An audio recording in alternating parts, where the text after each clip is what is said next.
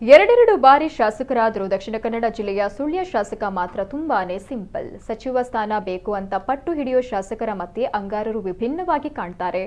ತಾನಾಯ್ತು ತನ್ನ ಕೆಲಸವಾಯಿತು ಅಂತ ತಮ್ಮ ವ್ಯಕ್ತಿತ್ವದ ಮೂಲಕವೇ ಗಮನವನ್ನ ಸೆಳೀತಾರೆ.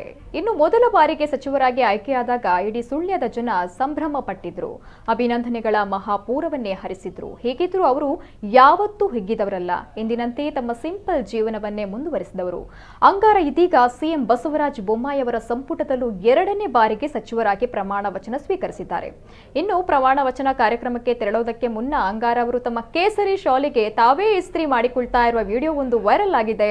ಸಚಿವರಾಗಿದ್ರೂ ಕೂಡ ಯಾವುದೇ ಹಮ್ಮು ದಿಮ್ಮಿಲ್ಲದೆ ಸರಳವಾಗಿ ಬದುಕ್ತಾ ಇರುವ ಅಂಗಾರ ಅವರು ಕರಾವಳಿಯ ಬಂಗಾರ ಅಂದ್ರೆ ಖಂಡಿತ ತಪ್ಪಾಗಲ್ಲ.